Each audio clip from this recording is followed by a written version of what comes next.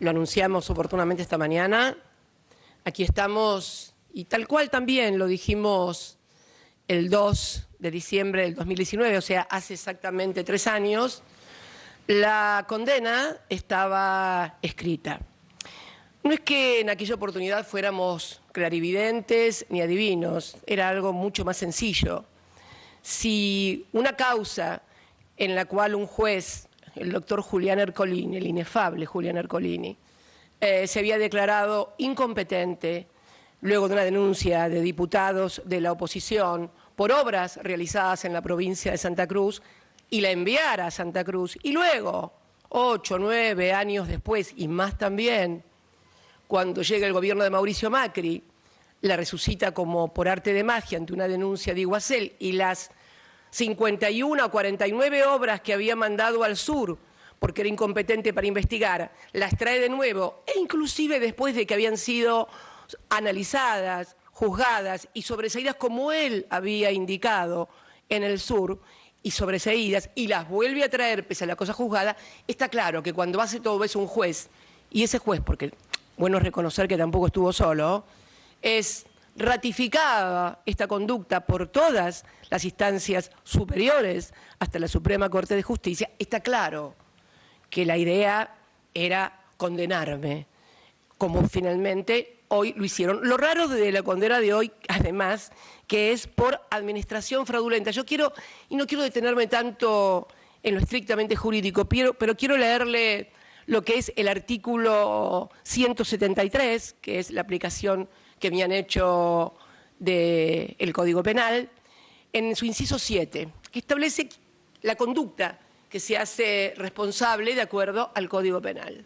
Y dice, escuchen bien, por favor, el que por disposición de la ley, o la tendría que ser, pero bueno, el que por disposición de la ley, de la autoridad o por un acto jurídico tuviera a su cargo el manejo, la administración o el cuidado de bienes o intereses pecuniarios ajenos y con el fin de procurar para sí o para un tercero un lucro indebido o para causar daño violando sus deberes, los deberes están determinados porque cuando uno tiene a cargo por ley, por acto jurídico o por cualquier otra resolución el cuidado de bienes o la administración de algo, cuando uno no utiliza ese cuidado, viola su deber. Bueno, como ustedes me habrán escuchado durante los alegatos oportunamente, probé absolutamente, y así lo hizo también nuestra defensa a lo largo de todo el juicio, que de acuerdo a la Constitución, yo no tengo el manejo ni de las leyes del presupuesto que son aprobadas por diputados y legisladores, porque lo curioso además que dicen que el delito lo cometí a través de la sanción de leyes y en la ejecución y administración del presupuesto de la Nación sobre obras ejecutadas en la provincia de Santa Cruz. Yo no legislo, no sancioné las leyes de presupuesto, esos fueron los diputados y los senadores. Y tampoco el presidente de la República, de acuerdo a lo que establece el artículo 99 de la Constitución, tampoco administra y ejecuta el presupuesto. Quien ejecuta y administra el presupuesto, o sea, reitero, quien por disposición de la ley, de la autoridad o por un acto jurídico tuviera a su cargo el manejo, la administración o el cuidado de bienes o intereses pecuniarios ajenos, en este caso los recursos del presupuesto nacional, es responsable. El presidente de la Nación, en este caso la presidenta, no es responsable de la ejecución y administración del presupuesto, porque después de la reforma del año 94, quien tiene la responsabilidad, el deber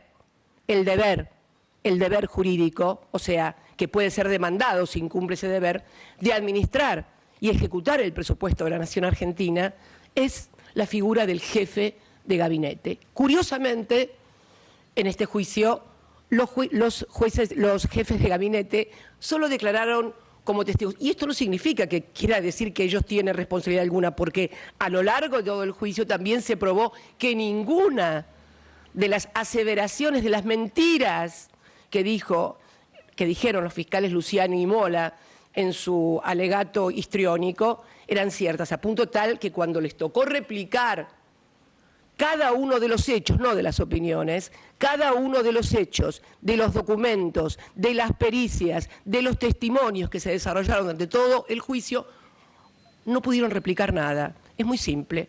Se pueden mentir sobre opiniones, pero cuando se demuestran los hechos que esto es mentira, no pudieron replicar absolutamente nada. Pero esta condena, compatriotas, no es una condena por las leyes de la Constitución, o por las leyes administrativas, o por el Código Penal.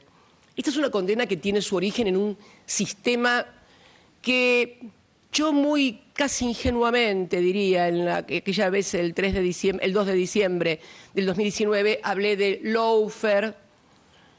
Ahora últimamente he también rescatado el concepto de partido judicial, tal vez por una suerte de deformación juvenil, muy lectora, muy de teorizar, muy de analizar.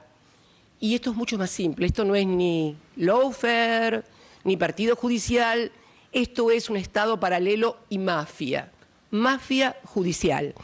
Y la confirmación de la existencia de un sistema paraestatal, de un sistema donde se decide sobre la vida, el patrimonio y la libertad del conjunto de los argentinos y que está por afuera de los resultados electorales, lo tuvimos precisamente este fin de semana.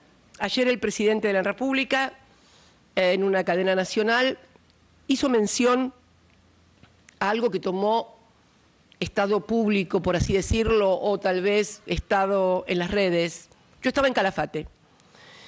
Y comencé a recibir mensajes acerca de un sitio de internet en el cual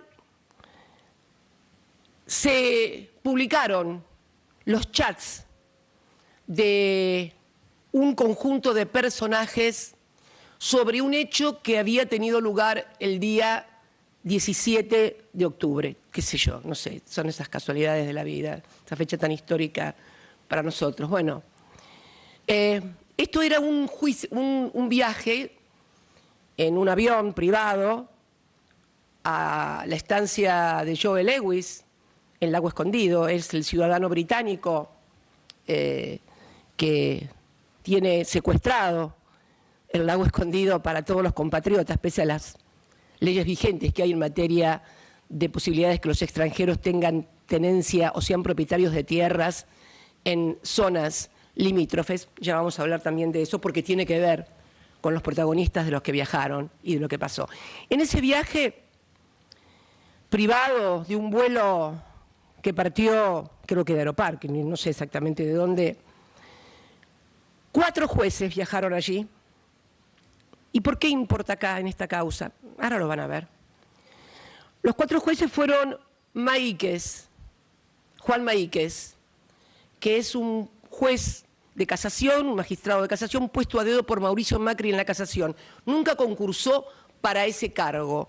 Lo extrapolaron de la Casación Nacional y lo trasladaron y lo plantaron en la Casación Nacional. Juan Maíquez, recuerden el nombre. El otro era Julián Ercolini.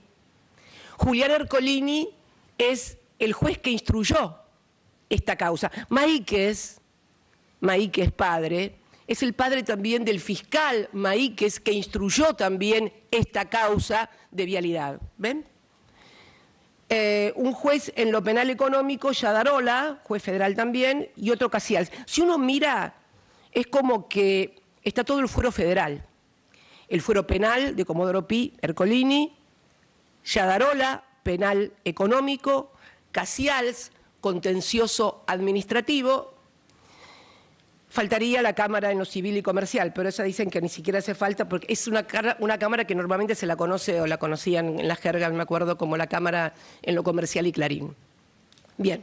Además iban 2 funcionarios de Rodríguez Larreta, el jefe de gobierno de la Ciudad de Buenos Aires, que era su ministro de Seguridad, Marcelo D'Alessandro, a quien recuerdo muy bien porque fue Marcelo D'Alessandro el que colocó las vallas en mi casa cuando sucedieron los episodios después del atentado. Me vallaron la casa, él fue el autor de eso.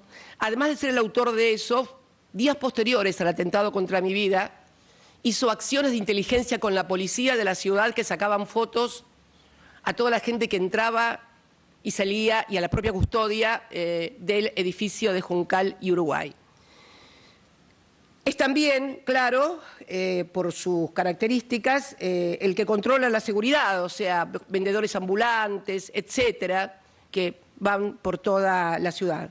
Recuerdan, ¿no? La banda de los vendedores ambulantes que finalmente terminaron atentando contra mi vida.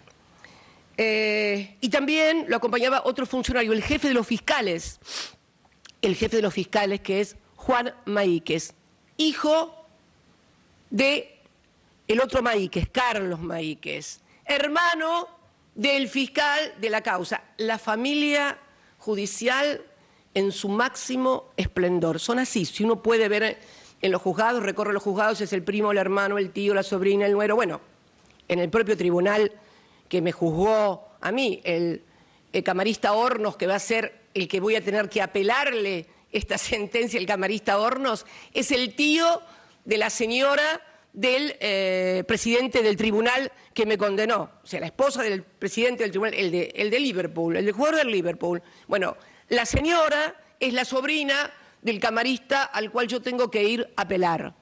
Y además, recordemos, por hacer un recordatorio de la memoria, juegan en Liverpool con el fiscal de la causa, con el inefable Luciani también, en donde, en la quinta de Macri.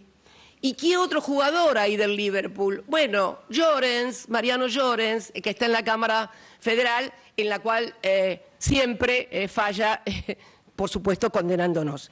Esto es el sistema que hoy está funcionando bajo la pomposa denominación de poder y falsa denominación de poder judicial.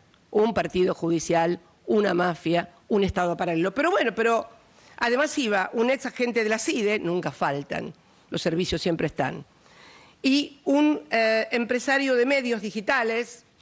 Bien, en el avión iban esos, pero ¿quién pagaba el avión? Bueno, ahí está el tema.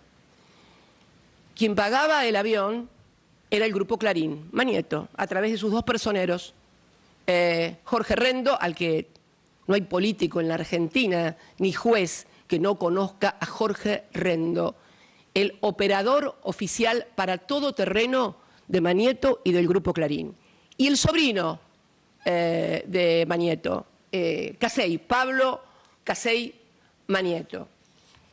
En este vuelo, y bueno es decirlo, podemos recordar también que iban vamos a ver que estos jueces no solamente tienen que ver con esta causa, sino que tienen que ver con el sistema que domina hoy la Argentina como Estado paralelo. ¿Quién es Maíquez, además? Maíquez fue el que sobreselló a Joel Lewis, el propietario de la estancia Lago Escondido, por la causa penal que tenían por violación en la compra de terrenos que no podían hacerlos porque estaba prohibido por la ley. Miren a qué punto será que Agüero Iturbe, el fiscal Agüero Iturbe, que de acá nada, termina apelando esto, y Coco Maíquez, vamos a decirle cariñosamente porque van a ver en los chats ahora, le dicen todos Coco Maíquez, parece que es el sobrenombre. Coco Maíquez es el que sobresee a Joel Lewis y van a pasar a su estancia de Joel Lewis.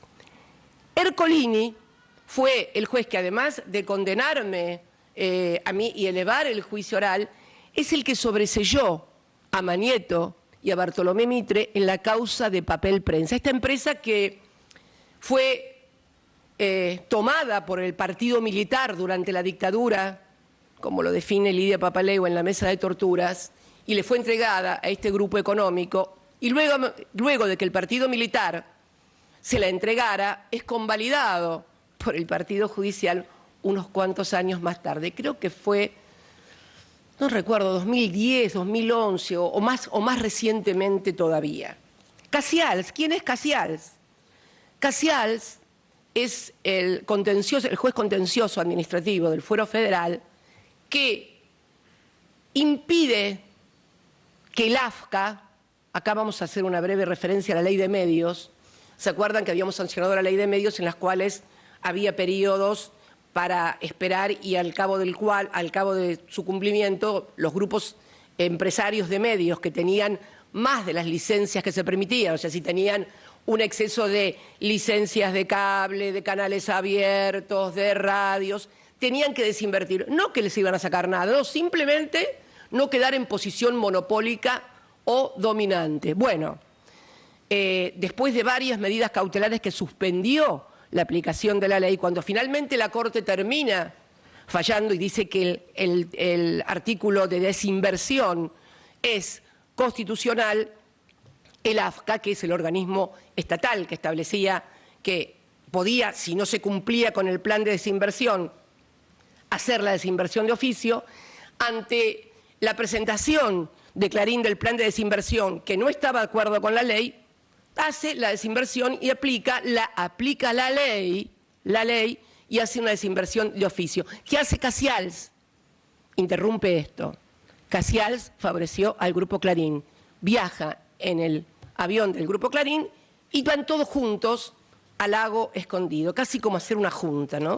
La junta del lago escondido, así como había juntas militares en una etapa muy terrible en nuestro país, hay juntas también que parece que gobiernan el país y deciden por afuera de todos los estamentos.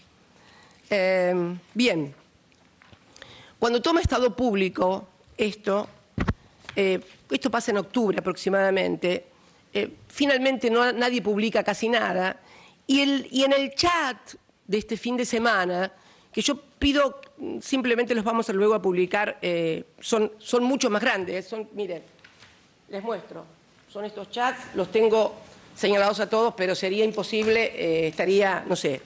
Pero quiero rescatar, hice como 6 ejes fundamentales para que la gente entienda de qué se trata esto del Estado paralelo y cómo tiene que ver con lo que veníamos diciendo y cómo tiene que ver con el resultado de esta sentencia. Por ejemplo, la PCA, apriete, tortura y no tetas. ¿Qué es eso, Cristina? Bueno, muy simple. Parece ser que hay un intercambio furioso de chats entre ese 17 de octubre y 18 de octubre cuando un diario, un solo diario, página 12, un solo medio publica el viaje escandaloso ya de por sí, porque ¿qué hacen 4 jueces federales con funcionarios, con ministros, con funcionarios del gobierno de Rodríguez Larreta? Ya era muy horrible. Bueno, faltaban muchas cosas.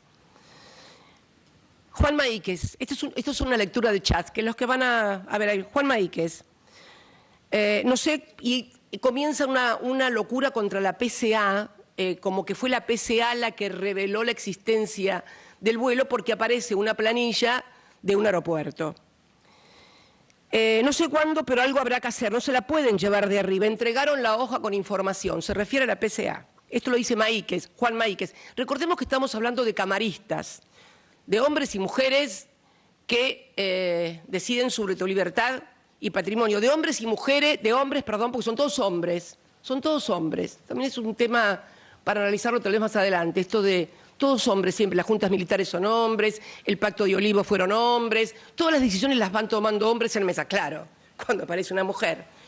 Bueno, y una mujer con las características de gente que no es una mascota, o sea, no soy mascota, yo nunca voy a ser mascota del poder, esto quiero decirlo, y no ser mascota del poder, como dice esa canción del Indio Solari que tanto le gusta a Máximo, mover la partita, hacerte la muertita. Bueno, conmigo no, yo mascota de ellos no voy a ser nunca. Así me den no 6 años, me den 20 años y me condenen, que después vamos a hablar de la condena y de cuál es la cosa realmente importante y que persigue la condena. Eso lo vamos a hacer un poquito al final. Pero es curioso porque todos estos jueces, como todos los jueces, que no pagan ganancias, el impuesto a las ganancias, ¿no?, que pagan cientos de miles de trabajadores, jubilados, comerciantes, profesionales, empresarios, ellos dicen que no pueden pagar impuesto a las ganancias porque eso afecta su independencia a la hora de dar sentencias. Mirá vos qué bárbaro. Resulta que pagar impuestos limita su independencia, pero subirte al avión de Clarín, garpado por Clarín, yéndote al lago escondido, un ciudadano británico que está violando las leyes de la República Argentina, eso no. Eso no afecta a la independencia de las leyes. Eso es, no sé cómo lo llamarán. Busquen ustedes un nombre. Yo ya se lo puse, mafia. Mafia absoluta. Bien. Si en algún momento, y acá viene Jorge Rendo, ¿no?, que se ríe y dice, tal cual, ja. Marcelo D'Alessandro, si en algún momento, esto es muy importante, el ministro de Seguridad de Rodríguez Larreta, el que dice que cuida la seguridad de todos los que viven y habitan o transitan por esta bendita ciudad de Buenos Aires, que dice, si en algún momento me tocara ser ministro de la Nación, lo primero que hago es disolver la PCA, que es la Policía de Seguridad Aeroportuaria, que fue creada durante nuestra gestión. Pablo Yadarola, juez. Glinsky es parte del paisaje de mi trabajo, claro, él es de la penal económico. Contrabando, cosas que suceden económicos en los aeropuertos, él es. Entonces, escuchen lo que dice el juez. Glinsky es parte del paisaje de mi trabajo. Estoy seguro que nos volvemos a cruzar en cualquier momento. Decime si no es una amenaza. ¿Y qué le contesta D'Alessandro? Dame el gusto de ir a buscarlo con un patrullero nuestro que lo hago cagar. Discúlpenme en el término, pero es lo que está escrito. Esto es lo que dice el ministro de Seguridad. Los hemos visto hacer este tipo de cosas. Bien, sigue. Pablo Casey, el sobrino. Y esto es muy importante. Pasen alguna info de este... O sea, el sobrino de Manieto le pide a Yadarola y a D'Alessandro, pasen alguna información de este personaje, José Glinsky, el director de la PCA, que escribimos una notita. Y ahí está el comienzo siempre del lawfare, ¿no? Comienzan las notas en Clarín, en Nación, y después los jueces pero lo van a ver porque además lo dicen. Esto que nosotros siempre elucubrábamos, teorizábamos, cuando uno lo ve escrito y cuando lo escucha, además, la verdad que es impresionante. ¿Y qué le contesta Pablo Yadarola a la promesa de Clarín de escribir una notita sobre José Glinsky? ¿Qué le dice? Vamos, el molle de la gente. Parece ser que a Casey, no sé por qué razón, le dicen molleja. En fin, cada uno se pone el sobrenombre que mejor le parezca, ¿no? El molle de la gente. Carlos Cocomaí, que sabría que hacerle llegar a la PCA que le vamos a tirar con munición gruesa. Juez, camarista, es la última instancia en los juicios penales sobre tu libertad y tu patrimonio antes de llegar a corte. Habría que hacerle llegar a la PCA que le vamos a tirar con munición gruesa y que mejor no entrega más nada. Pablo Casey, Clarín, ya se lo hice llegar. Qué bueno eso, Yadarola. Marcelo D'Alessandro, a mí me mandó a preguntar si quería hablar con él. Le dije que no hacía falta, que en algún momento de la vida nos iba a cruzar. Marcelo D'Alessandro, jefe de seguridad de Buenos Aires. Tengo la mejor alcaldía para que le den una linda bienvenida. En el lenguaje tumbero de las cárceles, que te den una linda bienvenida en una cárcel es que te violen, cuanto menos. Esto lo dice el ministro de Seguridad, lo escribe, lo piensa, que es lo más tremendo de todo.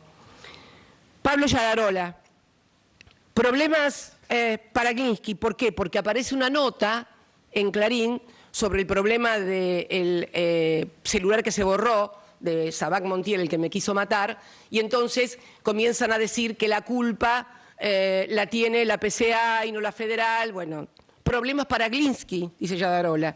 Marcelo D'Alessandro, me llegó por ahí que tiene problemas con una denuncia por abuso sexual. Habría encubierto al abusador. Marcelo D'Alessandro, no va a ser un buen fin de año para Glinsky, me parece. Cuando yo pensaba esto, digo, ¿qué habrán escrito cuando hacían cosas contra mis hijos, contra Florencia, contra mí? Se me empezó a cruzar todo eso por la cabeza, ¿no? Y también sobre mí, obviamente, pero bueno, yo ya tengo el cuero duro. Pablo Yadarola, parece que no va a estar tan tranquilo. Eran raras las filtraciones y la sobreactuación de la PCA respecto del borrado del teléfono y cómo lo recibieron. Como dijo Julián con claridad extrema, se refiere a Ercolini, la vida es un espiedo y este muchacho se quiso meter con el rey del pollo, dice Marcelo D'Alessandro. Él se identifica como el rey del pollo. Mira vos, Marcelo, ¿y qué comienza a intercambiarse? Notas de gente al espiedo. Y la última, Julián Ercolini, pobre Glinsky, Dice, y hay toda una serie que termina, celular de los Copitos, causa, teléfono Glinsky, lista de viajeros, causas por espionaje. ¿Y saben con qué termina lo que hace el juez federal Julián Ercolini, refiriéndose a Glinsky, el jefe de la PCA?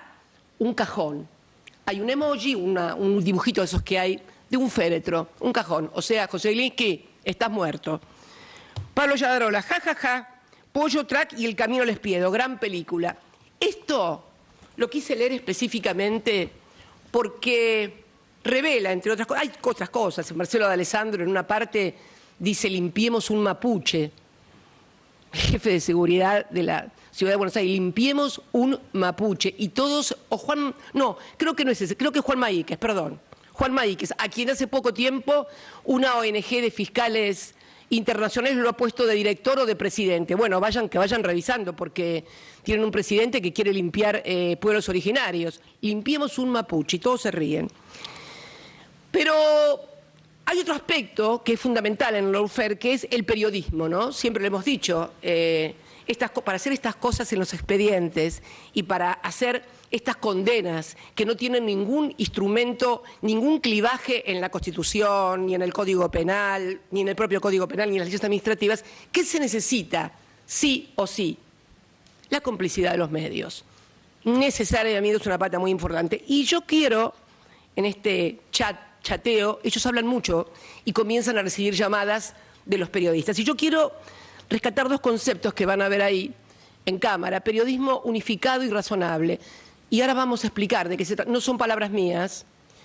Unificado es de Ercolini y razonable es de Coco Maíquez. Y ahora van a ver en el contexto en el que hablan de los periodistas, del periodismo y el rol voluntario o involuntario muchas veces que cumple el periodismo. Bien, Coco Maíquez. Estaría bueno instalar la idea de... ¿Por qué? Porque los empiezan a llamar los periodistas. Empiezan a recibir llamadas en sus teléfonos de distintos medios por el viaje. Es cierto que viajaron todos juntos al Lago Escondido, jueces, ministros. Nadie sabía, porque nunca se publicó lo de Rendo y Casey. Eso estaba totalmente oculto.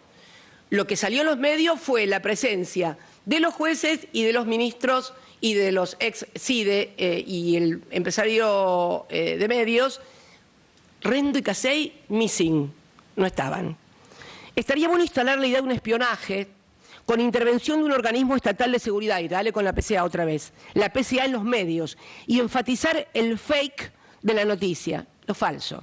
Nos cargamos a la PCA, nos cargamos a la PCA. Carlos Coco Maíquez, trasplantado por Macri a la Casación Federal. ¿En serio que creen que podemos creer los argentinos y el mundo que este es un poder judicial en serio, el que está hoy en la República Argentina? Bien. Tomás Rein, que tienen todos. Julián Ercolini. ¿Alguien habló con Capielo? Me anda escribiendo. Capielo es Hernán Capielo, es un periodista de judiciales de La Nación. Marcelo D'Alessandro me acaba de escribir. Julián Ercolini, ¿hablar? ¿Le respondiste? Escuchen esto. Marcelo D'Alessandro, no, quería saber, no le respondí, dice D'Alessandro. Quería saber si Pablo Casey, o sea, si el sobrino de Manieto, o Jorge Rendo, habían hablado con los colegas de ese diario. O sea, Capielo le preguntaba a D'Alessandro si Rendo y Casey habían hablado con los periodistas de Clarín. Hablaron con los colegas y le dice Julián Ercolini, claro, para unificar. Ahí está el periodismo unificado. ¿Vieron que muchas veces parecen una copia de las tapas de Clarín y de La Nación? Es eso. Acuerdan lo que van a poner. No te informan, no hacen periodismo. Hacen política y hacen política para estas cosas. Dice Julián Ercolini, que se ve que conoce muy bien el funcionamiento, muy bien articulado. Claro, para unificar. Jorge Rendo, ahí aparece Rendo y dice, si Pablo y yo hablamos con ellos, develamos nuestra presencia allí. A nosotros no nos importa, pero no nos parece perjudicial para todos los demás. No sé qué les parece a ustedes, pero si aparecemos Pablo y yo, el tema va a elevar la fábula de la conjuración y por ende se pone más interesante para que la sigan. O sea, la verdad que ni los periodistas de Clarín deben ganar fortunas, porque para aguantar que los Bueno, en fin. Marcelo de Alessandro, y alguien que no sean ustedes que hablen para que trate el tema, pregunto porque no sé cómo está la relación, yo trato de convencerlo. ¿Tenés llegada ahí? Y ahí contesta Tomás Reinke, es todo un chat, si tenían llegada a Nación. Fernán y José han visitado el lago, pero son muy poco confiables. Fernán es Fernán Saguier, uno de los dueños del diario La Nación. José debe ser José del Río, uno de los editorialistas. Son muy pocos confiables, mean agua bendita. Ya los llamé hace unos días por el tema del fallo, que ahí esto sí es una incógnita, no sabemos a qué fallo se refieren. Yo los llamé hace unos días por el tema del fallo y miraron para otro lado. No sabemos, pero evidentemente hay acuerdo entre los diarios, hablan de los fallos, lo que van a decir, lo que no van a decir, el empresario de medios. Julián Ercolini, acá quiero que presten atención. Ahora me anda escribiendo Paz, yo creo que hay un audio ¿podemos escuchar el audio de Julián Ercolini refiriéndose al episodio con la periodista de La Nación, Paz Rodríguez Neil, por favor?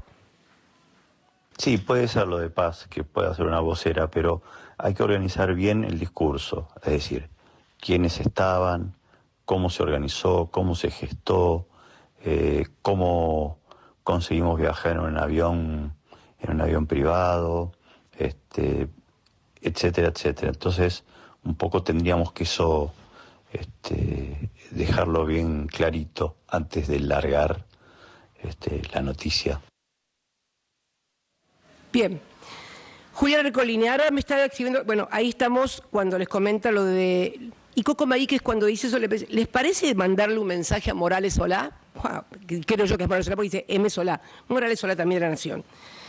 Bien, Julián Ercolini, coincido con Pablo, pensémoslo y si quieren le contesto Paz Rodríguez, quizás, y esto lo dice Yadarola, quizás nos sirva como vocera involuntaria. Pablo Casial, si acá esto sí una digresión, porque esto ya no tiene que ver con esta causa, pero sí tiene que ver con el sistema. Le dice Pablo Casial, cuando están hablando sobre qué le dicen a Paz Rodríguez Neil de La Nación, porque no sabían qué hacer, si le decían, si no le decían, decirle a Paz, esto es textual como lo que he leído, decirle a Paz de parte mía que lo de Gils Carbó vino a pedírmelo su jefe, Julio, y no lo que escribió su amiguito en el libro La Raíz. Tengo un testigo privilegiado que viajó con nosotros. ¿A qué se refiere esto? Gil Carbó, ustedes lo recuerdan, es Alejandra Gil Carbó, la Procuradora Fiscal de la Nación, que había sido designada con amplia mayoría constitucional como marca nuestra Constitución, y que fue obligada a renunciar por Pepín Rodríguez Simón, que no estaba en este vuelo, porque si no debía ser figura estelar en este vuelo, porque está prófugo desde hace 2 años en Uruguay. Yo estoy acá sentada, nunca me fui de mi país. El amarillo que organizaba la mesa judicial y que organizó la separación de Gil Carbó está prófugo en Uruguay. Julio Saguier, hermano de Fernán, uno de los dueños también, y su amiguito se refiere al periodista Alconada Amón, que escribió el libro La Raíz. No leí La Raíz, pero seguramente debe tener una versión distinta de por qué Gil Carbó se fue. Bueno, acá lo han notificado que el que pidió que la causa, porque el que dice esto es un juez, es el juez de la causa de la denuncia contra Gil Carbó, Pablo Casials, dice que ese expediente se lo pidió, esa denuncia se la pidió Julio Saguier, que termina y culmina bajo las presiones y las amenazas de meterle presa a las hijas con la renuncia de Alejandra Gil Carbó. No tenemos procurador fiscal, sigue el señor que está, que nadie lo votó, porque la procuradora fiscal que era constitucional fue obligada a renunciar durante el macrismo. Esto es el sistema del que estoy hablando y el responsable de la sentencia del día de la fecha. Coco Maíquez, y acá aparece lo de razonable, ¿se acuerdan, no? Hay que unificar el discurso entre La Nación y Clarín, era obra Dixit de Ercolini. Carlos Coco Maíquez, estoy con ustedes y con lo que se avance con el periodismo razonable. Así como escuchan, periodismo razonable. El tercero es encubriendo la dádiva. ¿Qué pasa cuando toma Estado Público esto? Dicen, claro, va a haber dádiva. Entonces comienzan a generar cómo pueden disimular que se subieron a un avión y hicieron un tour pagado por una empresa, en este caso Clarín, a la cual ellos habían beneficiado en fallos además. El caso de Ercolini, reitero, con papel prensa, el caso de Casials con la ley de medios, bien, y Maíquez además también con los... No tengo toda la lista de los fallos de Maíquez, pero recuerdo muy bien el de Joe Lewis. Bien, y ahí empieza unos chats desopilantes, comienzan, Juan, ¿qué tenemos que hacer? Le preguntan a Maíquez. Depositar 120.000, ahí vos 60, y habría que conseguir las facturas del lago para tenerlas. Ercolini dice bárbaro, y habría que conseguir las facturas del lago para tenerlas guardadas por si hacen alguna denuncia. Dice Maíquez, Carlos Coco Maíquez, ¿me podés hacer el trámite vos, Juan? Yo te doy el cash. Julián Ercolini, son 2 cuentas, ¿no? Pablo Casial, perdón, no entendí, depositamos 120 lucas, alguna de estas cuentas. De Alessandro, ¿conviene transferir? Dice de Alessandro, digo por la fecha, quizás sea mejor un recibo con fecha antidatada. Marcelo, mamita. Pablo Caizals, es verdad, en todo caso la factura podría ser... Pablo Casials, contencioso administrativo, en verdad... En todo caso, la factura podría ser antidatada y el depósito posterior. Decidan ustedes y me acoplo. Sí, pero evaluemos mejor. Yo la transferí, dice Juan Maíquez. Pablo Casial, bueno, porque casi cash, así no hacemos todos lo mismo, o me dicen qué les parece y lo hago. Perfecto, Pablito, cada uno paga y cada uno hace como quiere. Yo transfiero, dice Ercolini.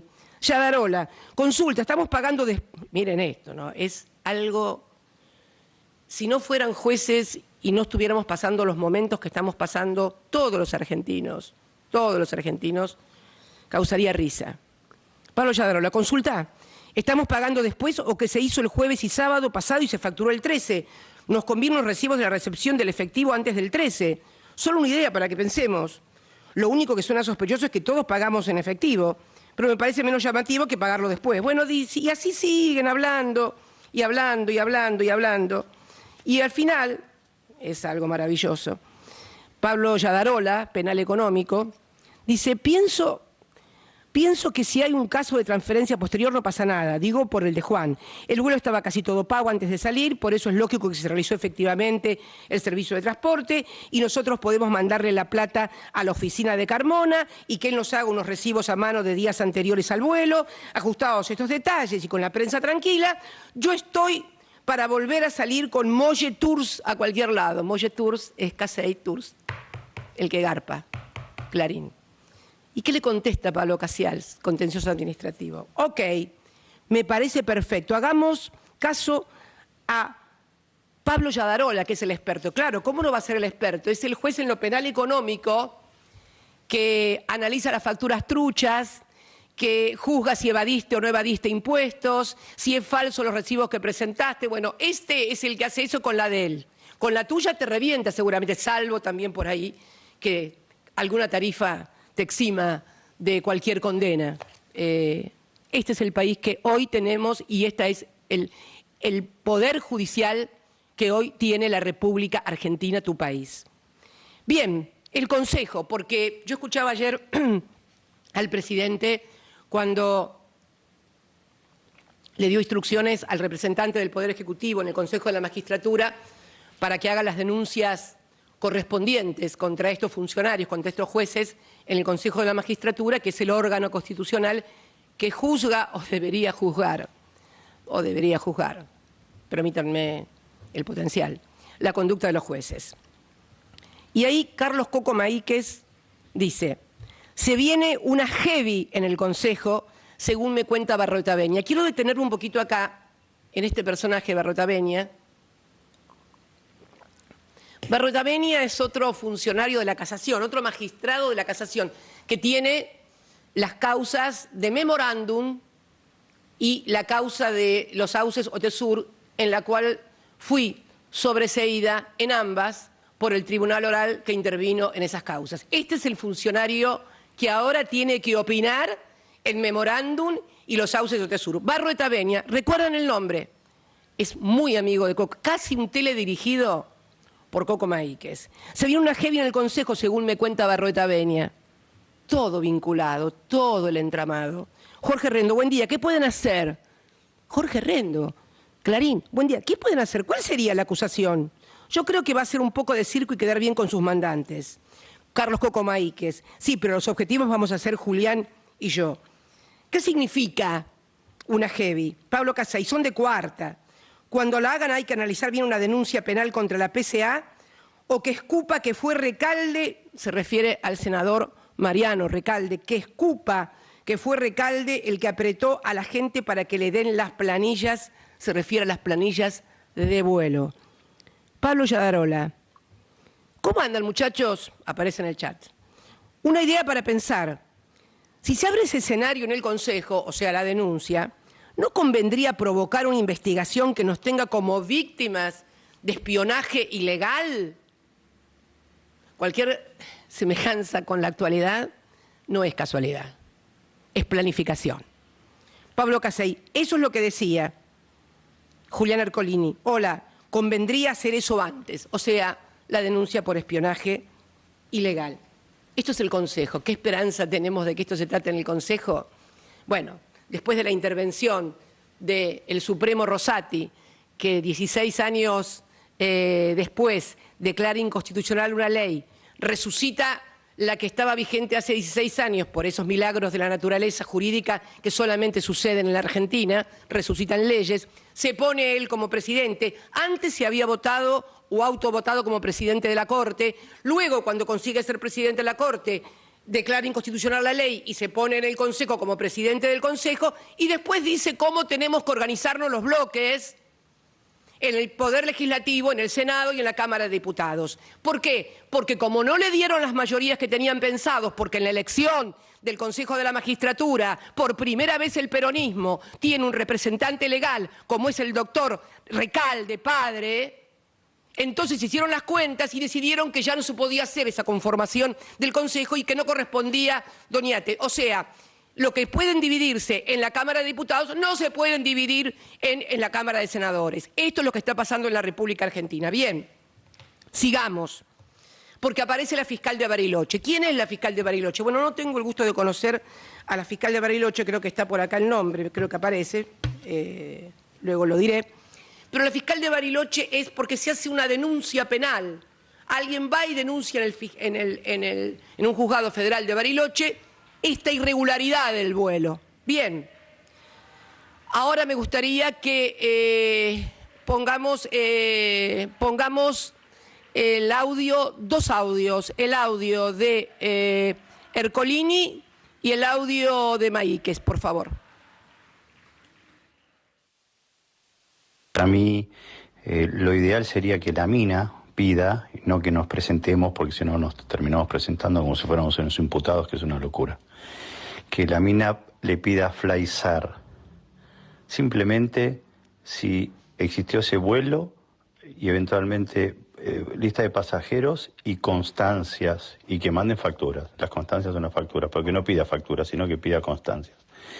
Y más o menos lo mismo que pida a Lago Escondido. Con eso se descarta cualquier posibilidad de dádiva, y después es todo un blef y se cierra y chau. Me parece que lo mejor es que la cierre la mina de allá. El denunciante, o sea, no tiene ninguna legitimidad para ser querellante, con lo cual no va a poder ser querellante ni apelar. Después, obviamente, hay que hablar también con la jueza de allá para que tenga presente esta situación y chau. Me parece que es lo mejor. Bien. El de Juan Maíquez, por favor. Creo que era primero el de Juan Maíquez, me equivoqué. Muchachos, les cuento, la fiscal federal de Bariloche, bien, buena predisposición, ofreció mandar la causa a PI o, en su defecto, pedir o que aportemos nosotros o ella pedir a la empresa las facturas del vuelo y eventualmente del hospedaje, con los que salieron los denunciados, digamos, sin Jorge y sin Pablo, y en base a eso cerrarla. Si todos están de acuerdo, avanzo en alguna de estas opciones.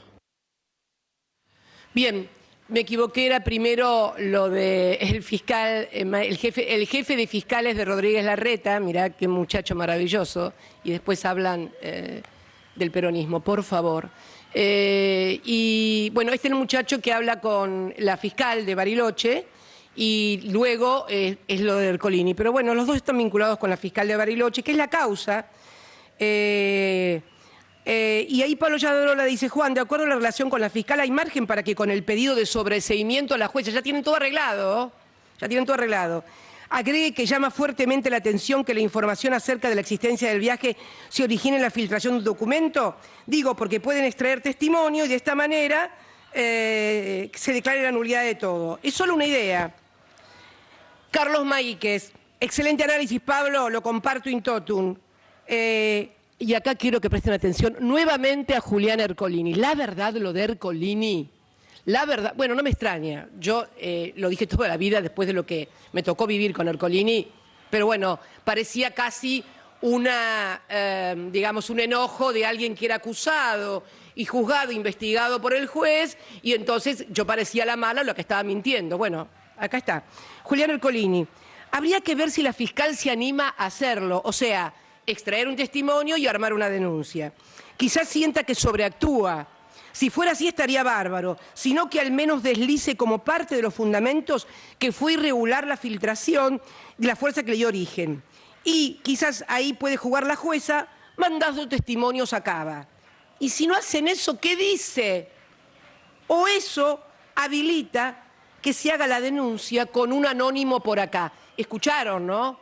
Julián Ercolini, juez federal de Comodoro Pi, o eso habilita que se haga la denuncia con un anónimo por acá. Esto puede ser, estaba mirando otra cámara, sí.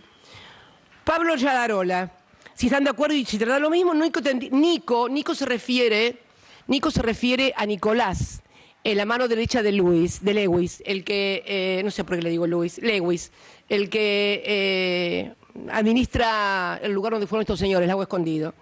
Nico tendría que llevar las facturas, decir, escuchá esta, ¿no? Pablo Yadarola, el que te condena con las facturas truchas a vos, bueno, si están de acuerdo y se tratase de lo mismo, Nico tendría que llevar las facturas, decir que ellos prestan servicios turísticos en general para terceros, que nos alojamos en casas secundarias preparadas para tal efecto, así desterramos la idea de que dormimos en la cama de Lewis y que nos dieron servicios, así tienen un motivo o explicación del viaje. Carlos Coco Maíz dice, sigo insistiendo en planificar y dejar expedita la contraofensiva por el espionaje ilegal. Ni olvido ni perdón. Qué basuras, Dios mío. Ni olvido ni perdón, remarcando la lucha de los organismos de derechos humanos. Qué basuras, por Dios mío. Pablo Yadarola. Muchachos, recién aterrizado, qué bueno. Con esto, de acuerdo con todo, le dice Yadarola. Con esto la causa se cierra y sin que nadie pueda decir que no se investigó. Y esa resolución nos sirve para el Consejo y para la contraofensiva cuando sea el momento adecuado. Con el sobreseimiento firme, se refiere al del juzgado de Bariloche, jueza y fiscal apalabradas, con el sobreseimiento firme nos vamos a dar la vuelta al mundo con Casey Tour. Bien, lo último, podría seguir, pero no quiero... El caso, instigación al falso testimonio por Pablo Casey, el sobrino de Manieto, el hombre de Clarín. Va a ir a declarar Nicolás al juzgado de Bariloche, junto a la jueza y la fiscal, y entonces... Dice, hola Huemules. Huemules, el grupo se llamaba Huemules, no sabíamos por qué, porque es un bichito muy agradable, un animalito muy agradable y en peligro de extinción. Estos no están en peligro de extinción, no, estos se multiplican y los que están en peligro de extinción es la gente de buena fe y fundamentalmente los jueces que sean jueces de acuerdo a la Constitución. Esa es la especie que está en extinción, la de jueces con la Constitución. Lo de Huemules realmente es casi una metáfora.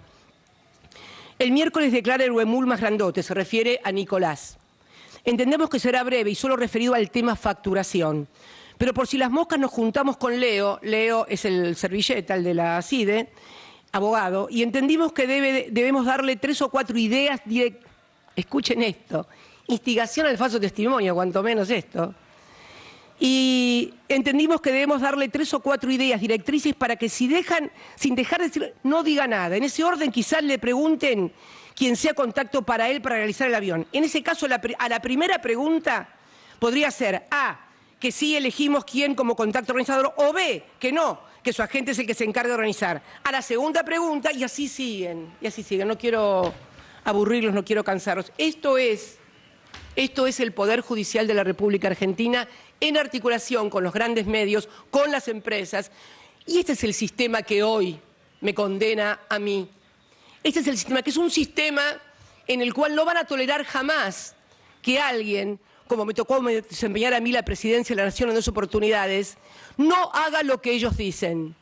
Porque es de público y notorio que Manieto, que Clarín, presionó, tanto durante el gobierno de Néstor. A Néstor le sacaron la fusión, vamos a decirlo con todas las letras, a Néstor le sacaron la fusión de Cablevisión y Multicanal. No estuve de acuerdo con ello, pero el presidente era él. Pero a mí nunca me pudieron sacar Telecom. Al que le sacaron Telecom ni bien asumió fue a Macri. Y después Manieto se da el lujo de decir en un libro totalmente falso que ellos no querían Telecom.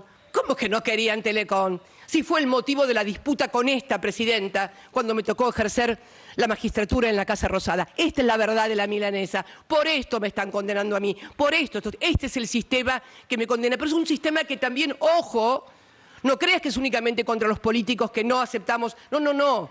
Es el que también te cobra lo que quiere del celular, lo que te quiere de internet, lo que quiere de prepagas, lo que quiere de todos los que fijan los precios, los que no podés protestar, lo que tenés que agarrar el ticket y pagarlo, o si no, devolver las cosas del carro del supermercado. Es el poder en la Argentina, el poder económico y mediático que controla en una suerte de Estado paralelo y que coarta permanentemente. Entonces, además, es también un sistema disciplinador.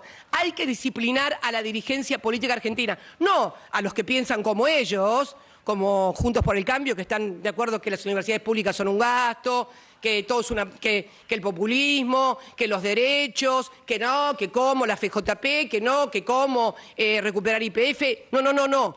Hablo fundamentalmente de nosotros, del peronismo, de los que tenemos un compromiso con los derechos de la gente. Ahí me condenan a mí. Me condenan porque condenan un modelo de desarrollo económico y de reconocimiento de los derechos del pueblo. Por eso me condenan. Pero la condena no son los 6 años o la cárcel. La condena real que dan es la inhabilitación perpetua a ejercer cargos políticos electivos, cuando todos los cargos a los que accedí fue siempre por el voto popular. 4 gobiernos en nombre del peronismo ganamos con el apellido Kirchner. En el 2003, en el 2007, en el 2011, y también contribuye a la victoria que obtuvimos en el 2019 cuando nadie daba 2 pesos por el peronismo. Esto es lo que me están cobrando, y por esto me inhabilitan. Esta es la verdad de la milanesa. Que la cuenten como quieran. Me gustaría ver después los fundamentos de esta sentencia, pero esta es la verdad. Por esto me están condenando. ¿Y saben qué? Voy a hacer lo mismo que hice el 10 de diciembre del 2015. Me acuerdo cuando Daniel Scioli me vino a proponer que fuera candidata a diputada nacional para darle fuerza a la lista, para acompañar.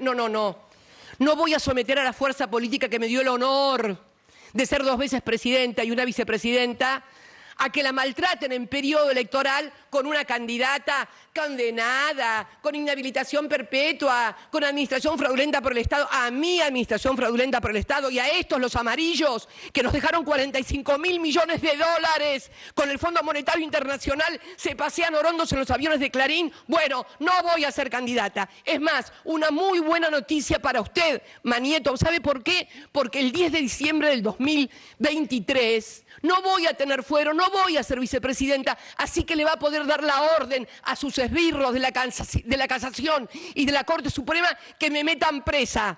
Sí, pero mascota de usted, nunca, jamás, ¿entiende? Nunca, jamás. No voy a ser candidata a nada, ni a presidenta, ni a senador. Mi nombre no va a estar en ninguna boleta. Termino el 10 de diciembre y me vuelvo como me volví el 10 de diciembre del 2015 a mi casa, a la misma casa a la misma casa de donde salí un 25 de mayo del 2003 para acompañar a quien fuera mi compañero. Discúlpenme un poco la emoción, bueno, se me mueven muchos recuerdos y cuando se me mueven esos recuerdos, bueno, me emociono mucho. Bueno, nada, esto es para explicar qué sistema está funcionando en la Argentina. Y la verdad que terminar con la ingenuidad teorizante del lawfare y del partido, no, mafia y Estado paralelo. Eso es lo que está pasando en la Argentina y eso es lo que hoy me condenó a 6 años de cárcel y a inhabilitación perpetua. Esta es la verdadera condena. Esto es lo que querían, la inhabilitación perpetua. Me va a poder meter presa después del 10 de diciembre. Eso sí, siempre y cuando algún empresario, algunos caputos de la vida, no se les ocurra financiar a algunas otras bandas de marginales y antes del 10 de diciembre del 2023 me peguen un tiro. Que eso es lo que usted quiere, presa o muerta. Pero bueno, nada, muchísimas gracias y tengan todos muy buenas tardes y discúlpenme un poco la vehemencia, pero la verdad hay cosas que todavía me siguen indignando. El día que no me indignen más será porque entonces ya dejé de hacer política. Muchas gracias y buenas tardes a todos y a todas.